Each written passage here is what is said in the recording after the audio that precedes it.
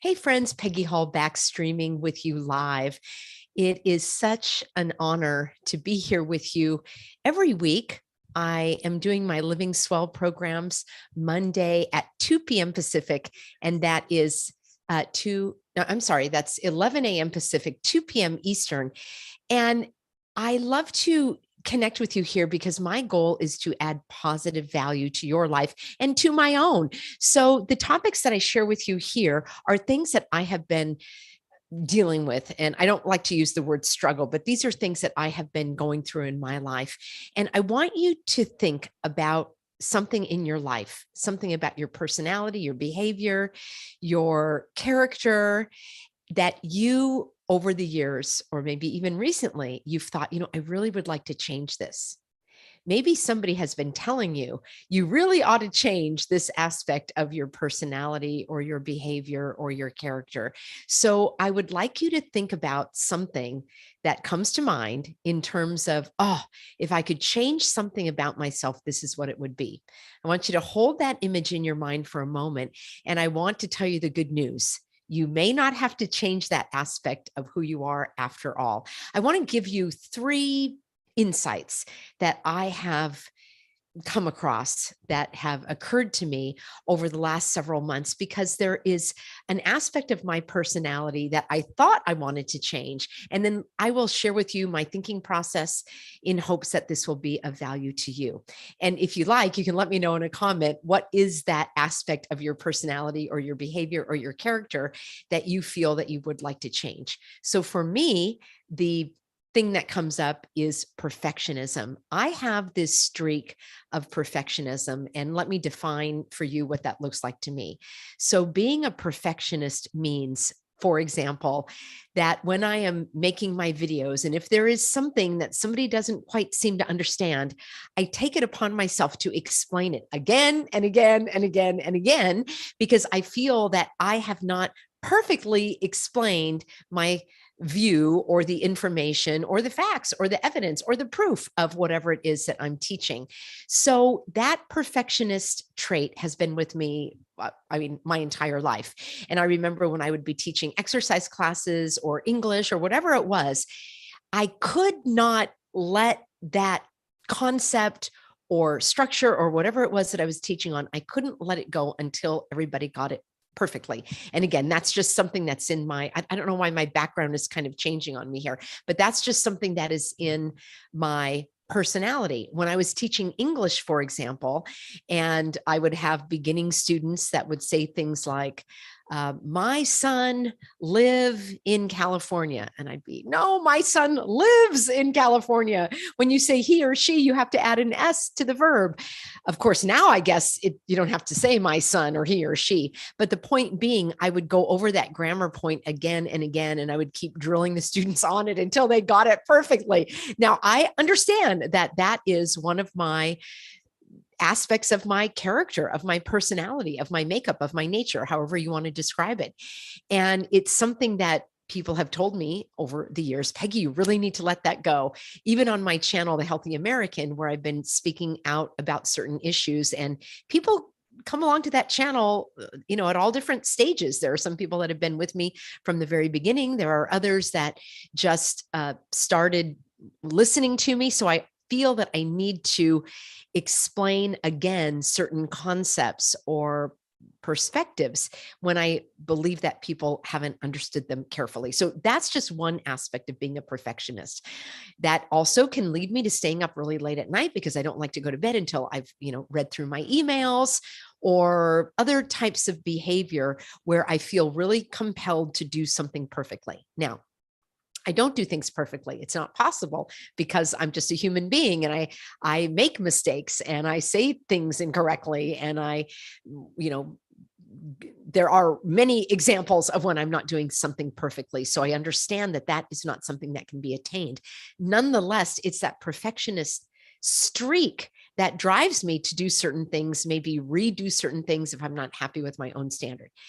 Now, we'll look at why I don't necessarily need to change that aspect of who I am. And I'm going to give you a couple of perspectives, and you can apply this to whatever it is that you're thinking that you may want to change in your life. All right. Number one, when you acknowledge an aspect of your character that you think, gosh, I really should change that, there are a couple of ways that most people go about it. The number one way is people will try to force a change. And that never sits right with me because that entails criticism and fighting against yourself. So, fighting against yourself rarely, if ever, is going to yield the result that you want. Coming alongside yourself, encouraging yourself, noticing these things about yourself, acknowledging and becoming aware of different aspects of who you are, I think that can be a very positive, very helpful, and very effective way of acknowledging these aspects of who you are. And then if you want to make some changes, you can do so slowly with encouragement and not that you're fighting against yourself. So becoming aware of these aspects of your personality that you may want to change, accepting and acknowledging these aspects of who you are, that to me is the very first step before you even attempt to change anything. So let me give you my own example. If somebody says to me, oh my gosh, you're such a perfectionist, you spend a lot of time trying to get something done because you do it over and over until it's to your standard. And I say, yes, you're absolutely right. That is a part of my personality. That is a part of my makeup. I acknowledge that about myself. I am aware of that part of my personality. And I'll take one step further. I accept that about myself. That right there can let you off the hook in terms of fighting and struggling and criticizing yourself for this aspect of who you are. I believe that God has gifted us all individually, uniquely, with different amounts of different skills and talents and attributes and personality traits.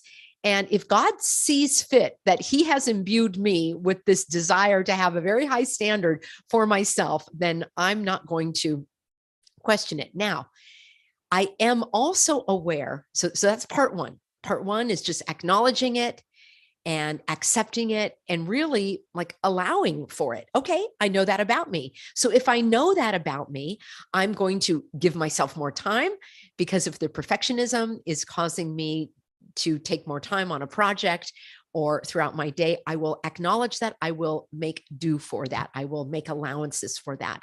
So just becoming aware of that aspect can make me look at it and determine whether or not I want to apply that aspect of who I am in any given situation and to what degree. And I'll give you a couple of examples of that. So I do my newsletters. I have my lovely Olivia who assists me. And from time to time, I'm just doing my own newsletter. I want to get it out and I will send it out. And there might be a couple of typos in there. There might be, ideally, all of the links are correct, but none of the typos ideally are going to interfere with your understanding of the message. If I meant to type the word the, but I typed the word he or they, you likely can understand the bulk of the message, even though spell check didn't catch that word because it was spelled correctly. And I have learned to just let it go. I'm going to let that newsletter go out. I'm not going to apologize if there's a typo or a misspelling, because for me, it is far more important to get the information out than to spend hours redoing, rewriting, rephrasing, editing. I would never get the newsletter out if I allowed my perfectionist streak to really take front and center in that position. There are videos that I've made where I have my outline and maybe I couldn't find the link as I was streaming live and I just let it go. I keep streaming and I could take that video down. I could redo it, but that's where I am becoming aware of my perfectionist streak And for myself, I am determining where and how much I am allowing that to be a part of my life. So I'm not arguing with myself. I'm not struggling with myself. I'm not fighting against myself.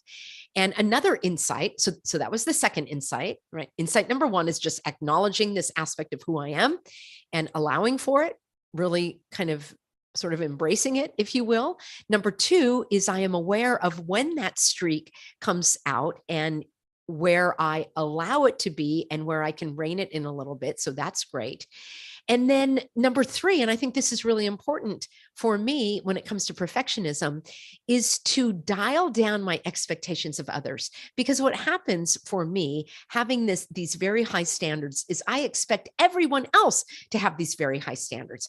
I expect that everyone is going to be operating at that level, maybe friends or family members or, the healthy American community. And it's like, oh my gosh, I have to recognize that my perfectionist streak is mine, and it's not really effective or valuable or even fair, I guess is the word that comes to mind, to apply that level of perfectionism to someone else. I have done several videos over the last few weeks about certain prominent people in the freedom movement, whereby their own words were not matching what many people thought about the person. And I expected that, again, that's that perfectionist part of me. I expected that everybody would get it quickly. They would understand, they would see things from my perspective. And of course, that's not the case. So what I did is I tried to teach again and again, thinking, well, maybe it was me. Maybe I didn't get the information out clearly. Perhaps there wasn't enough evidence or proof. So I'll keep going along this way. What I realize is that not everyone is going to read, understand, and interpret at the same level as I am. And so I just have to let that go in that case, not to apply my level of perfectionism on someone else. And then another aspect, and these are not really in any order, but I just wanted to make sure that I covered all of them. I really want to look at the positive aspects of this part of my character, and whatever it is you're dealing with, look at what are those positive aspects. For example, let's say one of your characteristics that you would like to change, maybe you feel personally that you take a lot of time to, and I'm not, I'm just thinking right off the top of my head. Perhaps when somebody wants you to make a decision, you take a really long time to make that decision. It's hard for you to make a decision, and you wish that you could be more confident and make these decisions more quickly and not take so much time. I don't even know if this is a thing, but I'm just using it as an example. Because you might think that that is something negative about your character, that you can't come to a decision quickly and that you're always going back and forth. And even once you make a decision, you're still questioning yourself. By the way, if this is you, I do have videos on this channel about liking your decisions and making decisions based on your values and so forth. But let's look at the other side of it. Embracing the positive aspect of that characteristic when it comes to taking a long time to make decisions. Well, you're not going to be jumping into something. You're not going to be impetuous. You're not going to jump in the pool before you see if it has water in it. So if you can, and I hope you will, claim some of the positive aspects and the benefits of this characteristic or attribute that you want to change, that can serve you. And it overall will help you feel better, and there will be less of a struggle between you and this aspect of yourself that you want to change. When it comes to my perfectionism, I like to look at the benefits of that. For example, I have high standards, and I like that about myself. I like that I want things to be a certain way and that I strive for excellence. So if somebody is trying to encourage me to, you need to lower your standards, like, I'm not going to lower my standards because I like that about myself. I like that aspect of my perfectionism. there are aspects of the perfectionism that I don't like, and I can recognize that and I can allow for that depending on the circumstances, the person, and other factors. But to criticize myself for an aspect of who I am does not help. It actually hinders. So if you have an aspect of your personality or character that you want to change, think about, number one, all right, that's how God made me, and I'm like this for a reason. Number two, I'm going to allow for that, and I'm going to determine where I'm going to apply that in certain situations. And maybe there are situations where I can let it go. And then think about not applying your standard of your characteristic to somebody else. Maybe you are a person who is super easygoing and you are always able to see both sides of things, and you like being that way. You like maybe not really taking a hard stance one side or the other. And maybe people criticize you for that. Well, look at what the side benefits can be. So focus on the positive aspects of this characteristic that you thought that you needed to change. And if you like it, if you like that characteristic and it's others that are telling you you need to change or you need to get with it, then acknowledge that as well and have good reasons for embracing this aspect of who you are. I believe that God created you with different gifts and attributes and talents, and these are yours to share.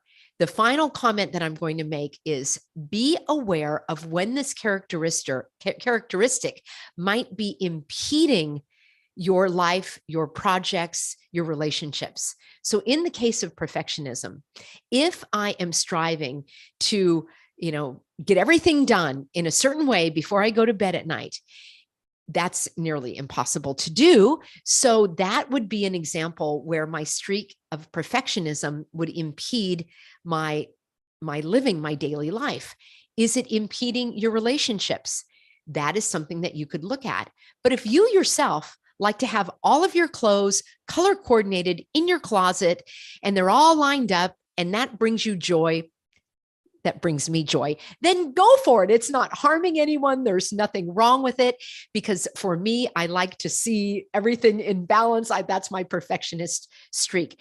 So consider these characteristics a gift that you can acknowledge, that you can allow for, that you can accommodate and modify if need be. But for heaven's sakes, let's let go of the self-criticism, the negativity, being down on yourself. And if it's something that you truly do want to change, do so with an outlook and an attitude of self-encouragement rather than self-criticism. As the saying goes, it's easier to attract bees with honey. So encouraging yourself in this way and taking note of how you feel and how this characteristic can actually serve you and others in your life. Thank you, everybody, for letting me share what was on my mind today. I'm not going to change that perfectionist streak that I have, but I am going to allow for it and modify as needed. All right, friends, thanks so much for being on board. Remember, I'm at the Healthy American channel Monday through Friday, and that's 4 p.m. Pacific and 7 p.m. Eastern. I look forward to seeing you then.